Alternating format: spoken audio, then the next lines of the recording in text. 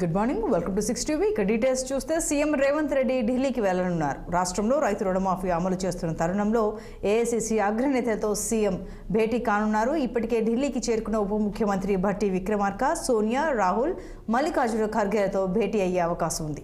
కేంద్ర మంత్రులు అమిత్ షా, నిర్మలా సీతారామన్, పీయూష్ గోయల్ను కూడా కలిసే అవకాశం ఉంది. ఈ నెల 23వ తేదీ నుండి పార్లమెంటు బడ్జెట్ సమావేశాలు జరగనున్న నేపథ్యంలో రాష్ట్రానికి సంబంధించిన పలు అంశాలపై చర్చించే అవకాశాలున్నాయి.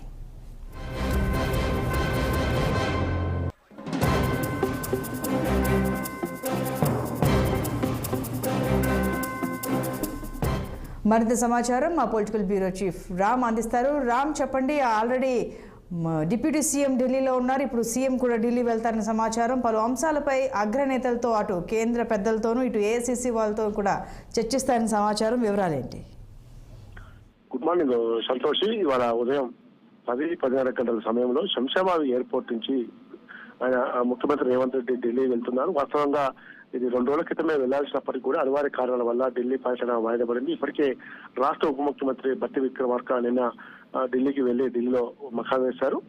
ముఖ్యంగా ఈ నెల 18వ తేదీన రాష్ట్రంలో ఏదైతే పంట రుణమాఫీ ఉందో మొదటి విడత 1,00,000 లోపు రుణమాఫీ ఏదైతే 7,000 కోట్లు 11 లక్షల కుటుంబాలకు అందజేశారో ఆ నేపథ్యంలోనే గతంలో 2022లో వరంగల్ డిక్లరేషన్ లో రాహుల్ గాంధీ ఆ వేదికగా రాహుల్ గాంధీ ఏదైతే ఆ ప్రామిస్ చేశాడో ఆ ప్రామిస్ నిలబెట్టుకున్నామని చెప్పి అందుకు రాహుల్ గాంధీ కూడా ధన్యవాదాలు చెప్పి మళ్ళీ అదే వరంగల్లో రుణమాఫీ మొత్తం పూర్తయ్యాక రాహుల్ గాంధీని పిలిచి ఒక భారీ సభ పెట్టాలని చెప్పి కాంగ్రెస్ పార్టీ ప్లాన్ చేస్తుంది. అందులో భాగంగానే రాహుల్ గాంధీని కలిసి అంశాలు చర్చించి దాంతో పాటు మిగతా విషయాలపైన కూడా ఈరోజు చర్చించేందుకు ఢిల్లీ వెళ్తున్నారు.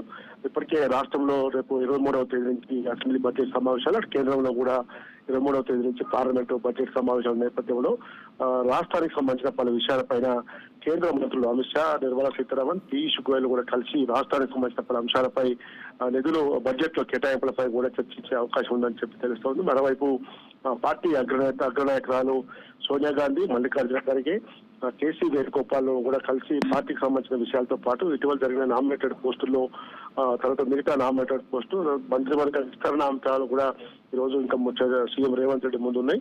పిసిసి అధ్యక్ష పదవి కూడా ఇప్పటికే పూర్తయిన నేపథ్యంలో వచ్చే నెలలో జరగాల్సిన మంత్రివర్గ విస్తరణ కానీ పిసిసి అధ్యక్ష బాధ్యతలు కానీ ఇవన్నీ కూడా చర్చించే అవకాశం ఉన్నది. సంతోషం. Right Ram, thank you.